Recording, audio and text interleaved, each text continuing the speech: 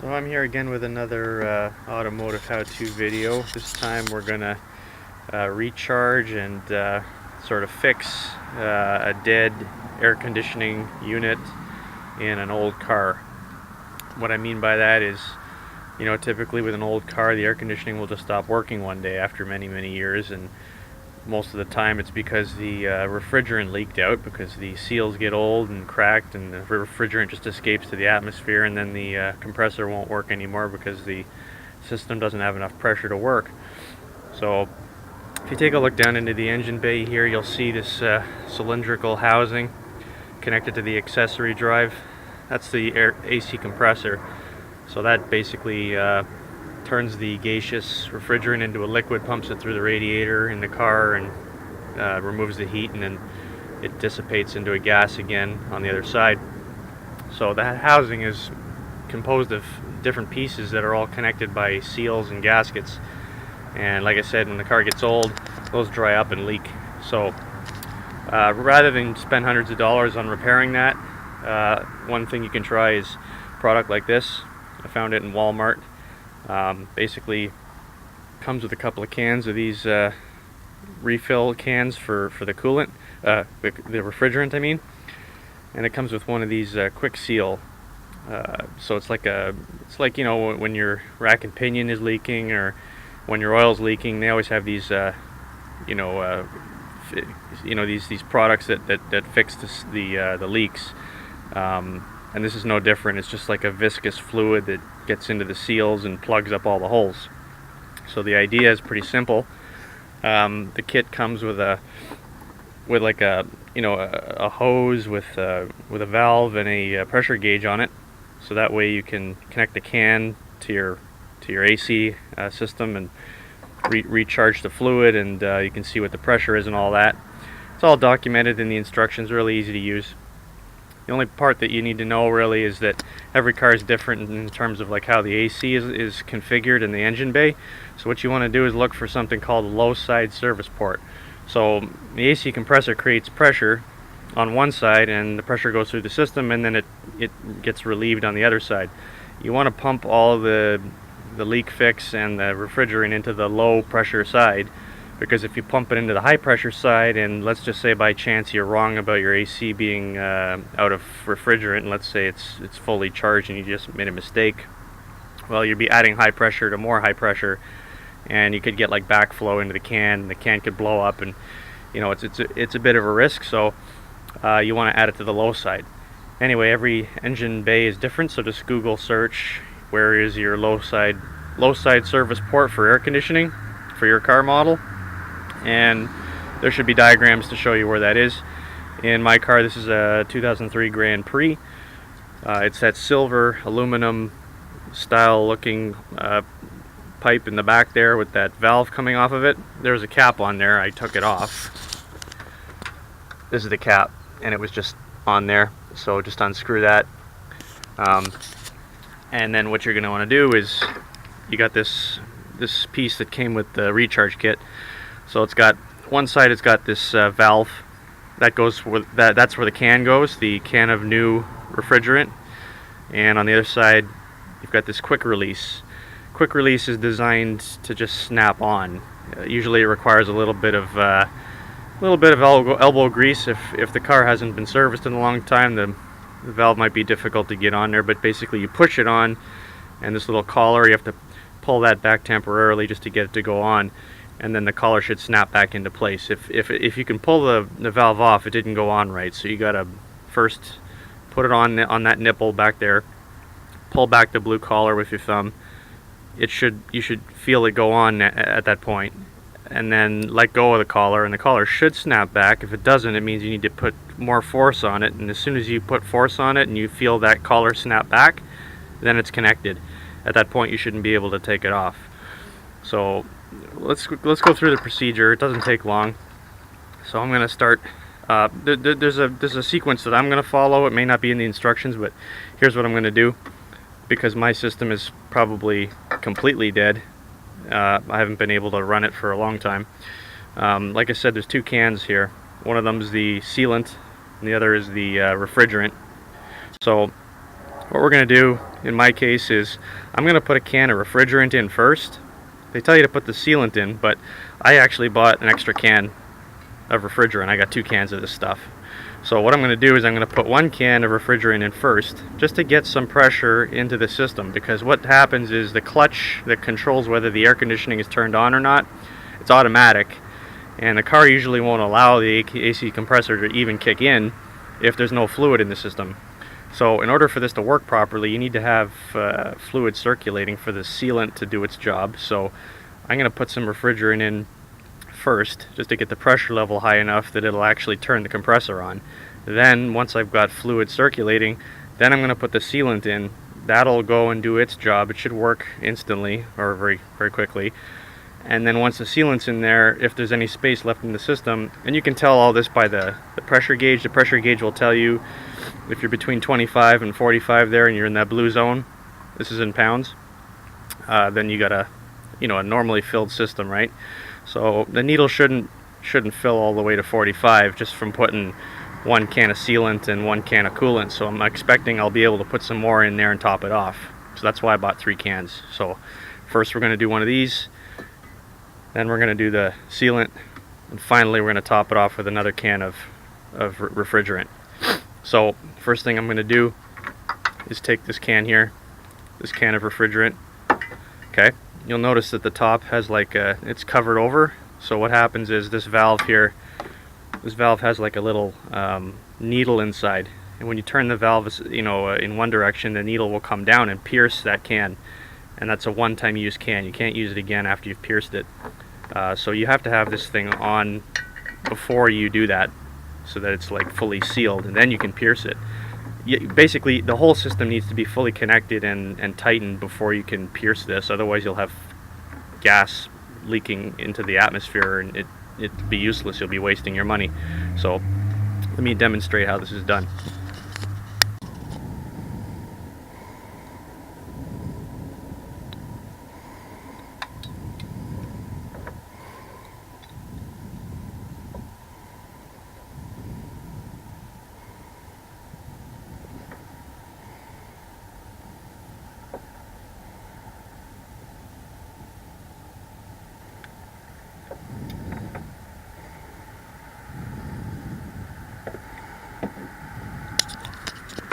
So now that I've got the can on, next step is to take this quick connect and get it onto that low side service port. So let's do that now.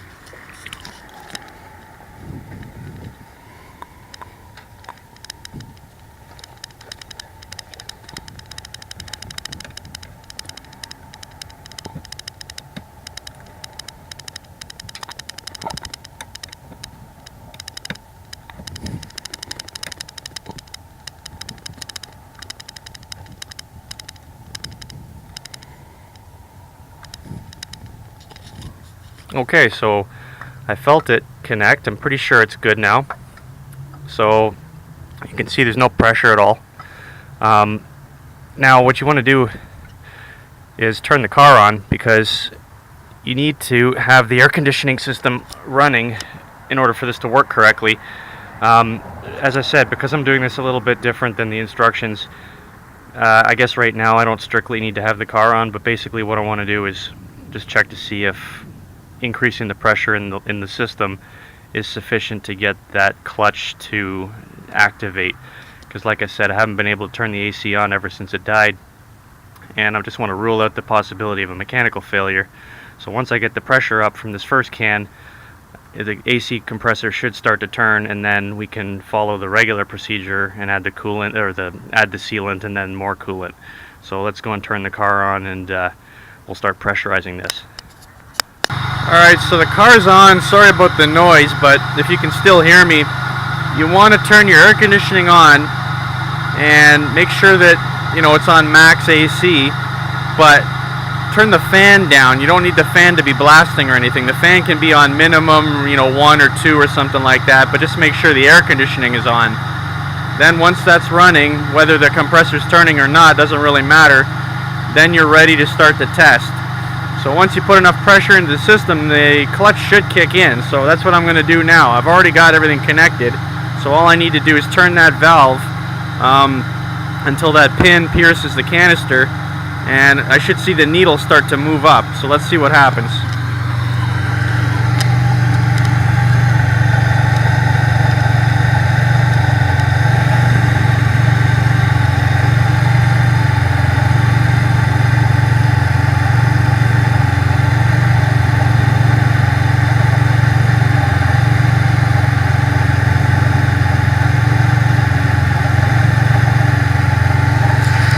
Oh, sorry.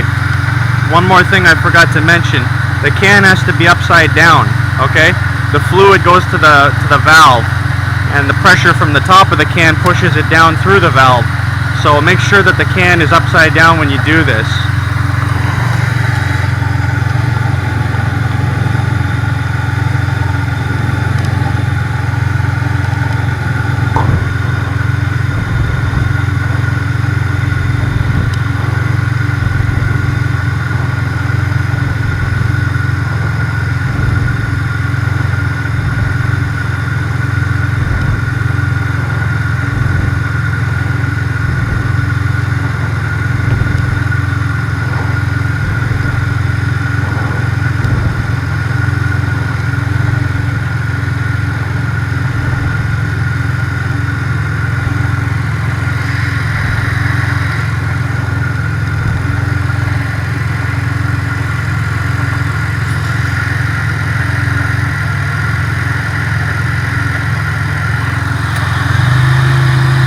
You hear that sound?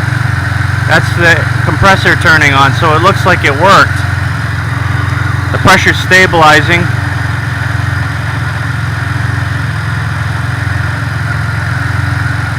Once you feel the can is empty and the pressure seems to have stabilized, it should take about 30 to 60 seconds, no more than a minute, I would say. Once you feel like the can's pretty empty, you want to use the quick disconnect to pull this out of the system. Don't try to disconnect the canister at this point. Use the quick disconnect, otherwise you'll have leaks and gas will be coming out everywhere and it's not good. Just use that, pull back on that blue collar and it'll pop right off.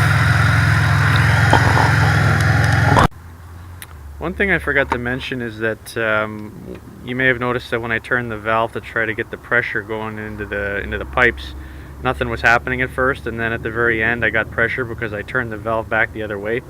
What happens is this pin comes through, punctures the can, but as it's puncturing the can, it's pushing the metal out of the way and creating its own seal. So you have to pull the pin back actually to open up that hole that it made. So once you puncture the can, turn the valve the other way, like once you feel some resistance and you know you're pushing into the can, after a while just turn it back a little bit the other way and it'll start the flow going. And then you have to make sure that as you go on to your next can, don't put your next can on until you've retracted that pin. So make sure that that pin's all the way back, as far away as possible, because if you put the next can on at this point, all the pressure is immediately going to come right out the other side of the pipe. You don't want it to be punctured just by putting it on. So pull that can all the way back. Now I'm going to do the can that has the seal in it. So now that I've got pressure and I know my air conditioning compressor is turning and circulating that coolant, now I can use the sealant, and the sealant will circulate through the system and it'll seal all the holes. And that's what we want. We don't want to try this on an empty system in case the compressor is actually damaged, or in case we don't put enough pressure into it to get that circulation going. So now that we've got the circulation, let's put the sealant in there.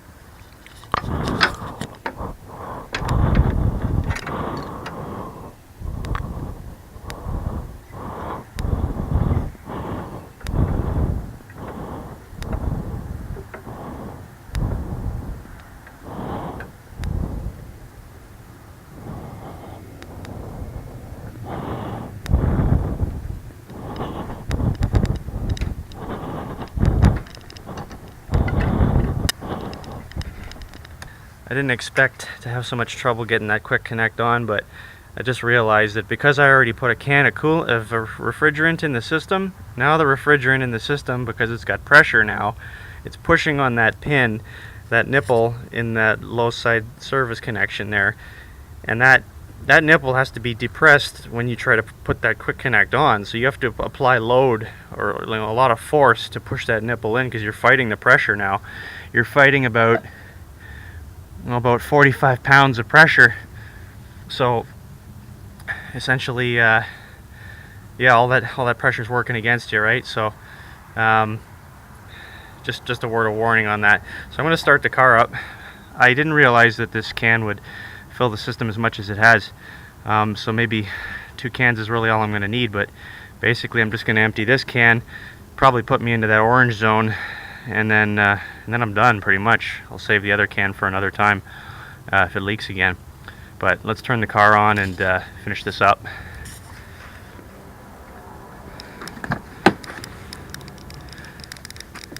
You can see in here I got it on max AC and about 2, and it's obviously set on cold, and I'm just going to start the car.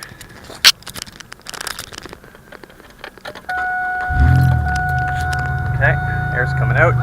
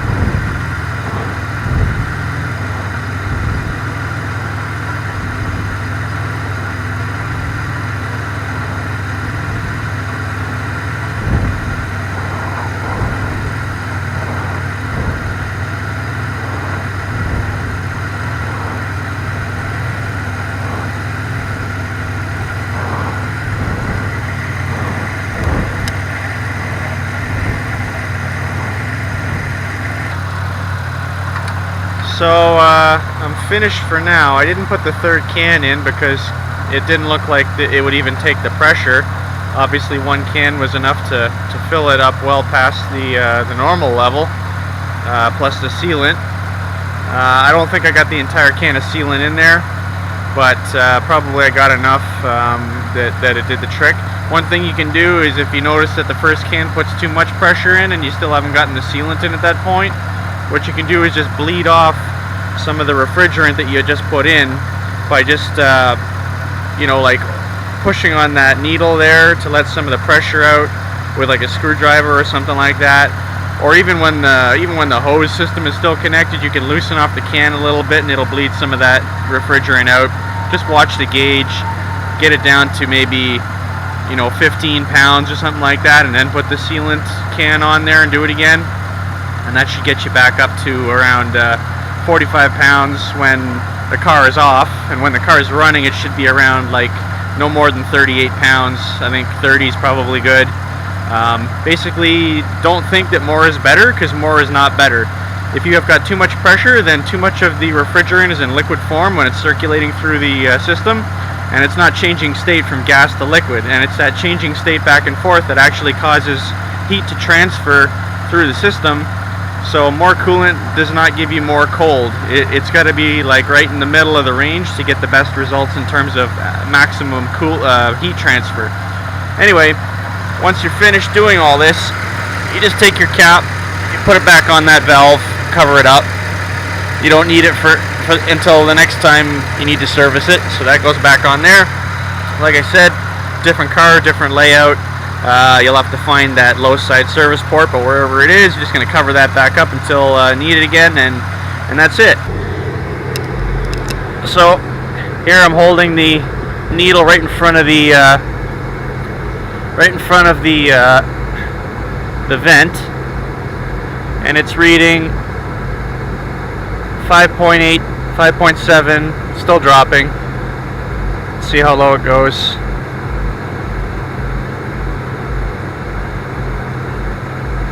Looks like about 4 degrees, give or take. 4 degrees Celsius. So clearly colder than the outdoor temperature. So that's just demonstrating that it did actually work.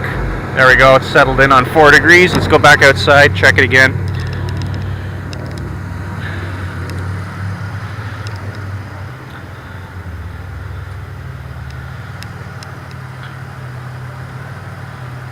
As soon as I bring it outside, you can see the temperature rising. It's a little slow to react. Probably the metal from the probe is retaining some of the heat, but it's still climbing.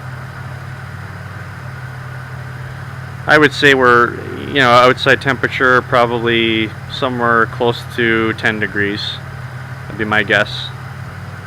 But anyway, at the very least, I think it's safe to say we got at least about 6 degrees Celsius of temperature differential, and probably if this was a more accurate test where I let this thing sit outside for a while, you'd see that we get even more than that. So it did work.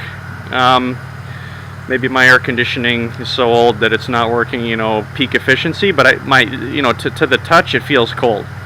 When I put my hand in front of it, it definitely feels cold. So maybe that's what 5 or 6 degrees worth of temperature is like, but in the summertime I'm sure it'll be more apparent. But anyway, so it worked, and I hope you enjoyed the video. Like, subscribe, comment, and feel free to try this on your own car. No matter what kind of car it is, it'll work. So it's a good way to save some cash. Okay, talk to you later.